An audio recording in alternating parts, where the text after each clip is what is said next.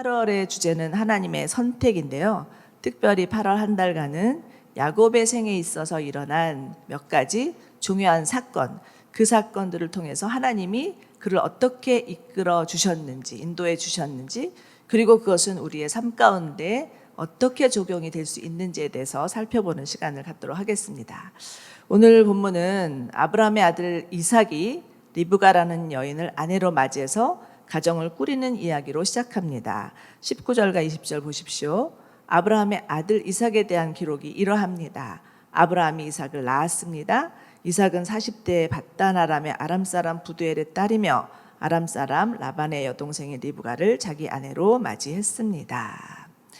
이삭은 하나님께서 아브라함의 나이 100세에 주신 약속의 자녀입니다. 인간적으로 볼 때는 아기를 갖는 것이 도저히 불가능한 그런 나이였지만 하나님이 주시겠다고 약속하셨고 아브라함은 이를 믿었고 그 약속대로 약속의 자녀 이삭이 태어난 것이죠. 우리가 여기서 다시 한번 되새겨 보아야 할 것은 하나님은 우리에게 약속을 주시고 그 약속대로 이루시는 하나님이시라는 것입니다.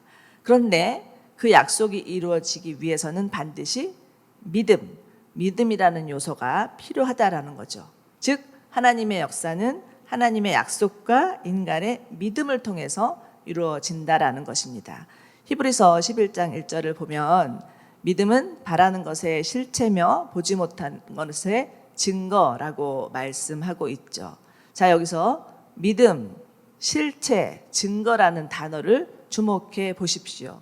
그리고 믿음 이퀄, 실체 이퀄, 증거 이퀄이라는 것을 좀 살펴보시기 바랍니다. 즉 믿음은 막연한 어떤 기대나 환상이 아니라 실체요 증거라는 것입니다. 그렇기 때문에 하나님은 믿음을 가진 자들을 통해서 하나님의 약속을 반드시 이루어 가신다는 것입니다. 여러분 가운데 하나님이 주시는 약속들 있으실 것입니다. 우리가 하나님께 기도할 때 하나님 우리에게 약속을 주십니다.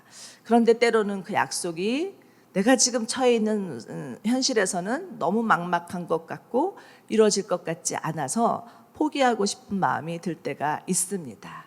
그러나 이 약속과 현실 사이를 메꾸는 그 갭, 그것은 믿음입니다. 그래서 믿음으로 주님을 바라보며 나아갈 때 주께서 이루실 것을 정말 확신하시는 저희 모두 되기를 주님의 이름으로 축원합니다. 자, 이제 아브라함은 이렇게 해서 어렵게 얻은 아들입니다. 어렵게 얻은 아들을 위해서 저 멀리 밧담 아람이라는 곳에 살고 있는 자신의 친척이죠. 그곳에 가서 리브가를 이삭의 아내로 맞아들이게 됩니다. 왜요? 왜 꼭 그렇게 멀리까지 가서 이삭의 아내를 찾았어야만 됐을까요? 그들이 살고 있는 땅 가나안, 그 가나안 땅은 하나님이 장차 진멸의 대상이었습니다. 그렇기 때문에 가나안 족속으로부터 아내를 취할 수는 없는 일이었습니다. 정말 하나님의 절묘한 섭리 가운데 이삭과 리브가의 결혼이 성사되죠. 그리고 결혼을 꾸리게 됩니다. 그런데 이삭도 아버지 아브라함과 같이 자녀 갖는 일이 쉽지 않았습니다. 여러분 성경을 보면 정말 수많은 불임 스토리들이 나옵니다. 아브라함, 이삭, 한나, 수넴 여인 이런 아기를 갖지 못해서 고통당하고 그로 인해서 애끓게 하나님 앞에 기도하는 그런 수많은 일들이 나오죠. 왜 그럴까요? 21절 한번 보시기 바랍니다. 21절 보면 이삭은 자기 아내가 임신하지 못해서 그녀를 위해서 여호와께 간구했습니다. 그러자 여호와께서 그의 간구를 들어주셔서 그의 아내 리브가가 임신하게 됐습니다. 자, 하나님이 이 불임 스토리를 통해서 우리 가운데 가르쳐주고자 하는 것은 무엇입니까? 첫 번째는 하나님만이 우리 가운데 생명을 주시는 생명의 주관자이시라는 것입니다. 아무리 부부가 만났다고 해서 무조건 아기가 생기는 것이 아니라 하나님께서 그야말로 생명을 점지해 주셔야 한다라는 거죠. 요즘 과학이 발전해서 뭐 인간 복제 이런 말들이 나오지만 아무리 과학이 발전한다고 해서 인간이 인간을 만들 수도 없고 만들어서도 안 되는 일입니다. 인간의 존엄성은 어디서 옵니까? 하나님께서 하나님의 형상대로 친히 사람을 빚으셨기 때문에 거기에서 인간의 존엄성이 오고 그렇기 때문에 인간이 가치 있고 존귀한 존재라는 것입니다. 자, 두 번째, 하나님께서 이 불임 스토리를 통해서 우리 가운데 가르쳐주고 싶은 것은 하나님의 언약 백성, 즉 약속의 자녀는 자연적인 출생을 넘어서 하나님의 섭리와 선물이라는 것입니다. 21절을 보십시오. 21절을 보시면 간구라는 단어가 두 번이나 나옵니다. 간구는 히브리어로는 아타르라고 하는데 향을 피우다라는 뜻입니다. 즉 이삭의 간구가 하나님께 올려지는 향기가 되어서 올라가니 하나님께서 이를 흠향하셨다라는 거죠. 그래서 이 리브가가 아이를 낳을 때에 이삭의 나이는 60세였다고 성경에 나오는 것을 보면 무려 20년 동안, 이삭이 40세 결혼하죠. 20년 동안 하나님 앞에서 간구하여서 받은 은혜의 선물입니다. 자, 여러분들 가운데 혹시 자녀를 기다리고 계시는 분이 계십니까? 저희 수요 여성 예배 연령층으로 봐서는 아닌 것 같은데 또 모르죠. 또 모르죠. 그런데 저희는 저희 둘째 아들도 지금 이제 큰 아이가 있는데 또 한 아이를 더 갖고 싶어서 굉장히 많이 노력하고 있습니다. 몸을 따뜻하게 하면 뭐 그런 한약을 먹으면 아이를 낳는다고 해서 한약도 다려 먹고 열심히 노력을 하는데 사실은 기도가 먼저입니다. 자, 그런데 이 리브가의 뱃속에서 기이한 현상이 벌어지는데 22절입니다. 뱃속에서 두 아이가 서로 싸웠다라는 거예요. 그래서 리브가가 도대체 이게 무슨 일입니까? 라고 여호와께 나아가 여쭈어 봅니다. 아마도 리브가는 보통 임신한 여인들이 겪는 태동, 그것보다 더 극심한 고통을 겪었던 것 같습니다. 20년 만에 얻은 아기였습니다. 그런데 이런 통증을 겪으면서 리브가의 마음 가운데는 육체적인 고통과 함께 심리적인 불안마저도 느낄 수 있습니다. 그랬을 때 리브가가 하나님 앞에 먼저 나아가서 여쭙죠. 이게 도대체 무슨 일입니까? 여러분, 리브가는 기도의 여인이었습니다. 자신에게 알 수 없는 문제가 생기니까 바로 하나님을 찾는 믿음의 여인이었다라는 거죠. 여러분들 우리 안에 저 믿음이 있는지 없는지 어떻게 알 수 있습니까? 자신이 닥친 그 위기 상황 가운데 누구를 찾는지 그것을 보면 알 수가 있습니다. 여러분은 문제가 생겼을 때 제일 먼저 떠오르는 사람이 누구입니까? 누구를 찾습니까? 부모님도 아니고 인생의 선배도 아니고 심지어 목사님도 아니고 하나님이시기를 바랍니다. 하나님께 나아가 여쭐 때 하나님께서 친히 간섭하시고 친히 응답해 주실 것을 믿으시기 바랍니다. 자, 그런데 놀랍게도 하나님께서 주신 말씀은 23절입니다.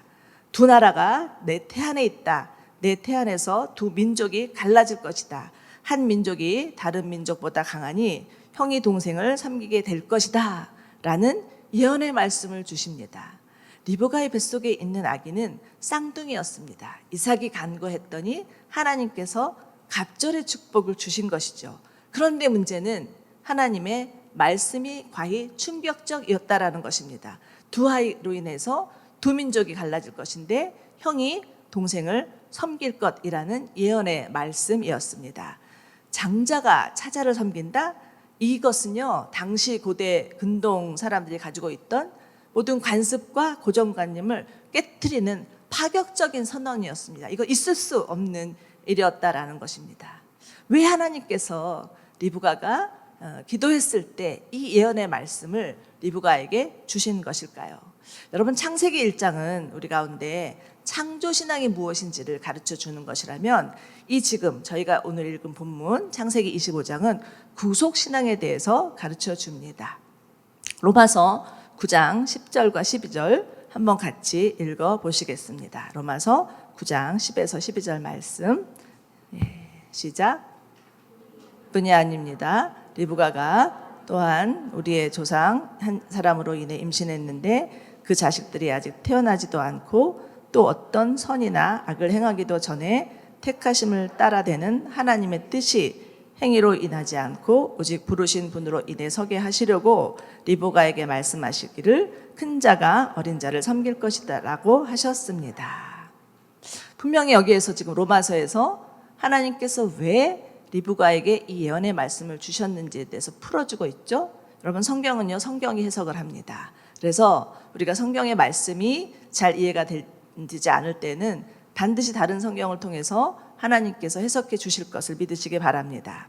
리브가에게 예언의 말씀을 주신 이유는 무엇입니까? 하나님의 자녀가 되는 것은 전적인 하나님의 주권적 선택이지 어떤 혈통이나 출생순이나 행위나 자격이나 자질이 아니라는 것입니다. 하나님의 구속에는 사람의 어떠함이 있지 않다라는 것이죠. 자, 리브가의 뱃속에 있는 아기는 에서와 야곱입니다. 형이 에서고 야곱이 동생이죠. 그런데 형의 민족은 에돔이고 야곱의 민족은 이스라엘입니다. 하나님께서 굳이 야곱을 택하셔서 에서로 하여금 섬기게 한 것은 야곱이 잘나서가 아닙니다. 특별해서도 아닙니다. 뱃속에 있는 아기들이 비교가 되면 무슨 비교가 되겠습니까? 이것은 전적인 하나님의 선택, 하나님의 섭리라는 것입니다. 그런데 자, 이스라엘 민족들은 어떠했습니까? 그들은 자신들이 잘나서 하나님이 자신들을 택하셨고 자신들이 그 누구보다도 하나님께서 주신 율법을 잘 지켰기 때문에 자신을 사랑한다고 생각하는 우매한 선민 사상에 물들어 있었습니다. 그러나 신명기 한번 다시 보시기 바랍니다. 신명기 7장 7에서 8절입니다. 우리 이것도 한번 같이 읽어볼까요? 네. 신명기 7장 7에서 8절 시작. 여호와께서 너희를 기뻐하시고 선택하신 것은 너희가 다른 민족들보다 수가 많아서가 아니다. 너희가 오히려 민족들 가운데 수가 가장 적었다. 이는 오직 여호와께서 너희를 사랑하셨고 너희를 강한 손으로 이끌어 그 종살이 되던 땅에서 이집트 왕 바로의 권력에서 너희를 속량하시겠다고 너희 조상들에게 맹세하신 것을 지키시기 위함이었다. 하나님께서 이스라엘을 택하신 것은 그들의 수가 많아서도 아니고 그들에게 특별한 자격이나 자질이 있어서도 아닙니다. 오히려 이스라엘 민족은 수가 작은 민족이었고 이집트에서 종살이하던 보잘것없는 민족이었습니다. 그렇기 때문에 하나님께서 그들을 택하신 것은 하나님의 무조건적인 사랑 때문이었다라는 것입니다. 자, 그렇다면 여러분, 우리는 어떻습니까? 우리가 하나님의 자녀가 된 것은 우리 어떤 행위나 자격 때문이 아닙니다. 만약에 그렇게 따지면 오히려 밀려서 하나님의 구원의 반열에 끼지도 못할 자들이 우리들입니다. 저희 집안에서는요, 하나님께서 저를 제일 먼저 불러주셨는데 제가 처음 이제 하나님의 부르심을 받고 하나님 하필이면 저희 형제들 중에서 왜 저입니까? 라고 물었었습니다. 왜냐하면 저랑 바로 밑에 동생이 저랑 연년생이거든요. 그런데 제 동생의 성적표와 제 성적표 어렸을 때 비교해보면 제 성적표는 항상 내성적이고 소극적이고 너무 얌전해서 좀 더 적극성이 필요합니다. 이렇게 항상 써 있었어요. 근데 제 동생의 성적표는 항상 그 매사에 솔선수범하고 모든 것에 적극적이며 타의 모범이 됩니다. 이렇게 써 있는 거예요. 그러니까 제 마음에 정말 하나님이 제 동생을 불러주셨다면 저보다 더 똑똑하고 저보다 부모님께 더 인정받는 제 동생을 불러주셨다면 제 동생이 부모님에게 복음을 전하면 오히려 내가 전하는 것보다 훨씬 더 말빨이 먹힐 텐데 이런 생각이 들었던 것입니다. 그런데 고린도전서 1장 26절에는 그렇게 말씀하고 있지 않습니다. 고린도전서 1장 26절을 보면 형제들이여 여러분의 부르심을 생각해 보십시오. 육신적으로는 지혜 있는 자가 많지 않고 능력 있는 자가 많지 않고 가문 좋은 사람도 많지 않습니다. 그러나 하나님께서 지혜로운 사람들을 부끄럽게 하시려고 세상의 어리석은 것들을 택하셨고 강한 것들을 부끄럽게 하시려고 세상의 약한 것들을 택하셨습니다. 또한 하나님께서는 잘난치 않은 것을 없애시려고 세상의 천한 것들과 멸시받는 것들과 아무것도 아닌 것들을 택하셨습니다. 이는 그 어떤 육체라도 그분 앞에 자랑하지 못하게 하려는 것입니다. 저는 이 말씀을 읽고서 하나님이 저를 먼저 부르신 것이 여기에 있었구나라는 생각을 하게 되었습니다. 정말 인정하는 거죠. 여러분, 하나님께서 우리를 택하신 것은 전적인 하나님의 은혜입니다. 그 누구도 잘나서라고 말할 수 있는 자가 없습니다. 오히려 하나님께서 부족하고 연약하고 보잘것없는 자를 택하셔서 구원은 하나님께 속했음을 가르쳐 주신다라는 것입니다. 그렇기 때문에 구원받는 우리들은 어떻게 살아야 하느냐? 이 택하심의 은혜에 감사함으로 겸손해야 된다는 것이죠. 정말 이스라엘 백성들과 같은 선민의식이 있으면 그것은 잘못돼도 한창 잘못된 것입니다. 그런데 사실은 어떻습니까? 어느 때는 정말 처음 믿었을 때의 그 겸손함이 사라지고 어느새 교만이 머리를 들 때가 있습니다. 믿지 않는 남편 보면 무시되고, 믿지 않는 자녀 보면 한심하고, 믿지 않는 사람들 대화가 안 돼서 상대하고 싶지 않고, 이것이 우리의 모습입니다. 그리고 하나님께 주신 그 율법의 잣대를 가지고 들이댈 때도 있다라는 것입니다. 그러나 여러분, 우리가 정말 잊지 아니하고 명심해야 될 것은 하나님께서 우리를 부르신 것은 하나님의 사랑 때문이라는 거죠. 그 어떤 조건이나 자격도 없는 하나님의 무조건적인 사랑 때문임을 마음에 명심하며 살아가는 저희 모두 되기를 소망합니다. 또한 하나님의 은혜는 값싼 은혜로 전락시켜서는 안 됩니다. 유명한 디트리히 본히퍼 목사님 아시죠? 그 목사님께서 값싼 은혜라는 제목으로 설교를 하셨는데 그 안에는 이런 구절이 있습니다. 값으로 헤아릴 수 없는 그리스도의 희생과 죽음으로 인하여서 마련된 값비싼 은혜가 마치 지금은 시장에서 싸구려 물건처럼 헐값에 거래되고 있습니다. 개인적인 참회가 없는 사죄, 교회의 치리가 없는 세례, 죄의 고백이 없는 성만찬 등등입니다. 그러나 하나님의 은혜는 사랑하는 예수님이 자신의 생명을 대신해서 주신 값비싼 은혜입니다. 하나님의 사랑은 당신의 사랑하는 아들 예수를 간직해두지 아니하고 우리 가운데 내어주신 값비싼 사랑입니다. 사랑하는 여러분, 하나님께서 우리 가운데 예수 그리스도를 보내주신 것은 그 어떤 이 세상의 가치보다도 더 값비싼 은혜요, 값비싼 사랑입니다. 이것을 우리가 소유했다라는 것이에요. 그렇다면 이것을 소유한 우리는 어떻게 살아야 됩니까? 정말 이것에 감사하고 이것에 겸손히 주님을 섬기고 정말 이것을 알지 못하는 사람들에게 전해야 할 사명이 우리 가운데 있다라는 것입니다. 우리 모두 다 정말 주님의 은혜를 잊지 아니하고 감사함으로 겸손함으로 신실하게 주님을 섬기는 저희 모두 되기를 축원합니다. 네. 자, 이제 리브가는 하나님의 예언의 말씀대로 쌍둥이를 출산하게 되는데 먼저 나온 아이는 피부가 빨갛고 온몸이 털복숭이라 해서 붉은이라는 뜻을 가진 에서라는 이름을 짓습니다. 그리고 그 동생은 그 형의 뒷발꿈치를 잡고 나왔다 해서 애굽이라고 짓죠. 자, 그런데 이 두 아이의 성품은 너무나 달랐습니다. 27절을 보십시오. 에서는 자라서 능숙한 사냥꾼이 되었고 야곱은 조용한 사람이어서 장막에 머물렀다고 합니다. 그럴 수도 있는 거죠. 네, 저도 아들만 셋이 있는데 정말 내 뱃속에서 나왔는 아이들인가 싶을 정도로 달라도 너무나 다릅니다. 그런데 문제는 부모의 편애였습니다. 28절을 보시면 이삭은 사냥한 고기를 좋아했기 때문에 에서를 사랑했고 리브가는 야곱을 사랑했습니다.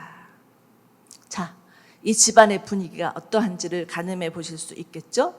엮이는 가정의 샘플이라고 할 수 있습니다. 자, 그러면 어떻게 해서 어쩌다가 이런 엮이는 가정이 되어버린 것일까요? 여기 심층 분석이 좀 필요할 것 같습니다. 자, 우리가 아는 이삭은 어떤 사람입니까? 이삭은 순종의 사람입니다. 아브라함을 믿음의 사람이라고 한다면 이삭은 순종의 사람이라고 할 수가 있습니다. 이삭은 아버지가 자신을 번제물로 바치겠다고 꽁꽁 밧줄로 묶었을 때도 아버지께서 하자는 대로 따라했던 자였습니다. 웬만한 아들 같아 보세요. 턱도 없는 소리입니다. 그런데 결혼도 마찬가지예요. 아버지가 골라서 데리고 오니까 아무 소리 안 하고 결혼까지 하죠. 그리고 가는 곳마다 분쟁이 있을 때마다 그것을 양보하고 또 양보하는 순종의 사람이었습니다. 그로 인해서 하나님으로부터 정말 수많은 축복을 받죠. 그런데 아들을 낳았는데 이 큰아들이 자기랑 너무 다른 거예요. 너무 다르니까 딱 마음에 드는 것입니다. 사나이답고 씩씩하고 화통하고 어디를 내어놓아도 누구라도 부러워할 그런 쾌남이었죠. 어쩌다 나한테서 이런 아들이 나왔지? 자기에게 없는 것을 다 갖춘 아들, 그 아들을 보기만 해도 흐뭇했을 것입니다. 게다가 이삭은 이렇게 얌전해도 육식 체질이었던 것 같아요. 그래서 생생한 고기, 생고기, 이 생고기를 너무나 좋아해서 에서가 가지고 온 갓 잡아온 그 고기를 먹을 때 이것이 너무 부드러워서 그냥 목으로 술술 넘어가는 거예요. 그렇기 때문에 이 이삭은 애굽을 사랑했던 것 같습니다. 자, 그런가 하면 리브가는 하나님께서 자기에게 주신 예언의 말씀이 있었어요. 그죠? 예언의 말씀을 늘 마음에 간직하면서 아이들이 자라나는 것을 보면서 도대체 하나님이 이것을 어떻게 이루실 것인가 라는 생각을 하면서 지켜보았을 것입니다. 그런데 아니나 다를까 에서는 들로산으로 다니면서 사냥하느라 바쁘기만 했지 하나님께는 관심이 없는 것 같습니다. 그러나 야곱은 달랐습니다. 27절을 보십시오. 야곱은 조용한 사람이라고 했는데 이 조용한이라는 뜻은 순전하다, 경건한 이런 뜻을 담고 있습니다. 야곱은 어렸을 때부터 어머니와 함께 예배드리고 말씀 보고 기도하는 것을 좋아했던 것 같습니다. 성경에 나오는 나이를 한산해 보면 적어도 야곱이 어린 시절에는 아브라함 할아버지가 살아계셨을 거예요. 그래서 이 아브라함 할아버지가 전해주는 하나님 체험담, 이것을 들을 때면 야곱의 눈은 초롱초롱 빛났던 것 같습니다. 자, 그러니 하나님의 예언의 말씀을 가지고 있는 리브가의 마음은 어떻겠습니까? 정말 이 아이가 하나님이 말씀하신 아이인가 보다.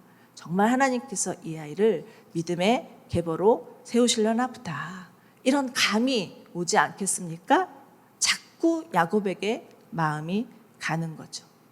자, 그런데 어느 날 생각지도 않은 해프닝이 벌어집니다. 우리가 너무나 잘 아는 팥죽 사건이죠. 사건의 정황으로 보면 야곱은 언제나 호시탐탐 에서의 그 장자권을 빼앗으려고 하는 기회를 노리고 있었던 것 같습니다. 그런데 드디어 그 기회가 온 것이죠. 야곱은 형 에서의 캐릭터를 너무나 잘 알고 있었어요. 에서가 무엇에 약한지, 무엇에 넘어지는지, 어떻게 반응하는지 이것을 다 간파하고 있었습니다. 이제 집에서 슬슬 팥죽을 저으면서 배가 고파서 돌아올 것을 예상하고 형을 기다리고 있었겠죠.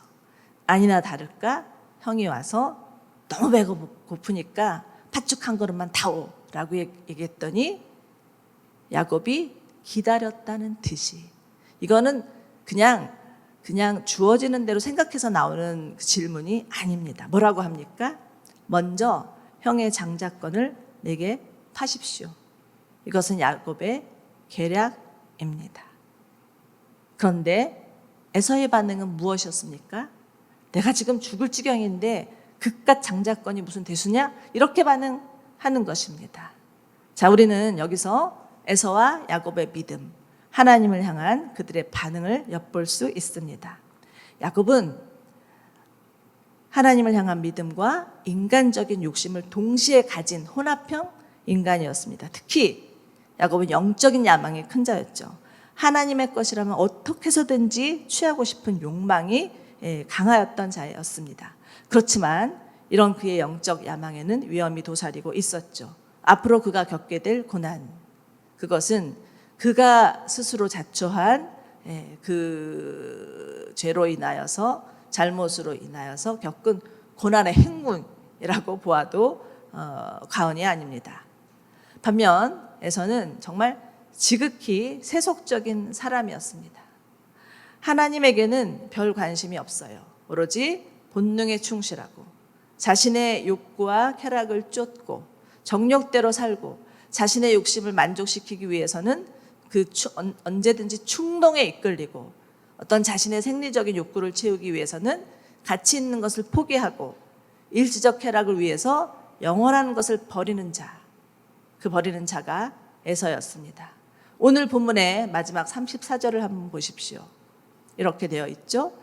이처럼 에서는 자기 장자권을 소홀히 여겼습니다.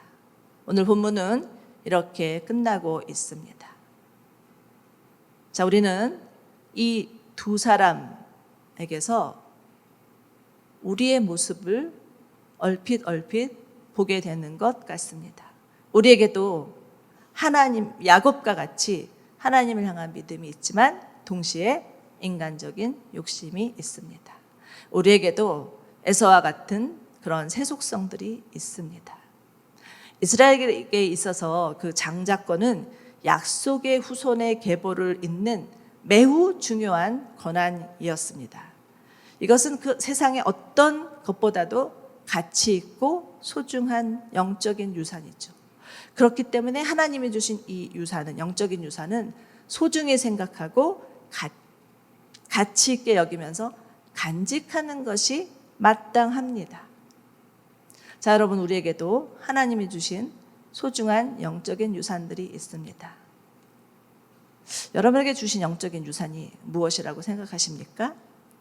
우리 교회 공동체에 주신 영적인 유산들, 하나님을 향해서 예배할 수 있고 하나님의 말씀을 들을 수 있고 하나님께 기도할 수 있고 또 하나님을 향한 믿음이 있고 희생이 있고 헌신이 있고 서로를 향한 또 사랑과 섬김이 있고 나눔과 중보기도가 있고, 사실 이것은 세상의 그 어떤 것하고도 비교할 수도 없고 바꿀 수도 없는 가장 가치 있고 소중한 영적인 유산들입니다. 그런데 안타깝게도 지금 교회는 점점 세속화되어 가고 있습니다.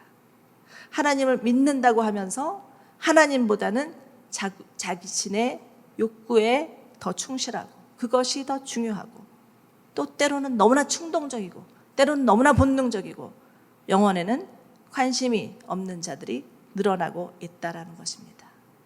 여러분, 하나님과의 사람과의 관계는요, 일방적인 관계가 아니라 상호적인 관계입니다. 아무리 하나님께서 우리 가운데 좋은 것을 주시려고 해도 우리가 관심이 없으면 주어지지 않는다라는 것입니다. 자, 그러나 그렇다고 해서 야곱처럼 이 영적인 것을 내가 함부로 억지로 취하고 쟁취하려고 해서도 안 됩니다. 하나님은 그런 식으로 하나님의 약속을 얻는 것을 허락치 않으세요. 하나님의 약속에는 믿음이 필요한데 그 믿음에는 인내와 기다림이 요구됩니다. 하나님은 인내와 기다림의 시간을 통해서 하나님의 약속을 이루어 가시는 거죠. 야곱이 인간적인 방법으로 장자권을 얻었다고 해서 그게 취해지는 것도 아니고요, 그것으로 인해서 승자가 되는 것도 아닙니다. 그런데 중요한 것은 하나님께서 이 야곱을 버리지 아니하셨다는 거예요. 이 야곱을 포기하지 않으셨다는 거예요. 하나님이 택하셨기 때문에 끝까지 책임지시고 하나님의 유업을 이루어갈 자로 만들어 가신다는 것입니다. 우리도 마찬가지입니다. 우리도 하나님께서 우리를 먼저 택하여 주셨습니다. 우리 안에도 야곱처럼 부족하고 연약한 점들이 많습니다. 약점투성이입니다. 그래도 하나님은 우리를 버리지 않으십니다. 우리를 택하셨기 때문에 그 택하신 은혜로 우리를 끝까지 포기하지 아니하시고 붙잡으시고 우리를 믿음의 사람으로 변화시켜 주신다는 것입니다. 여러분, 정말 우리가 이 땅에서 호흡하고 이 땅에서 하나님의 자녀가 되고 하나님을 믿는 것은 전적인 하나님의 은혜입니다.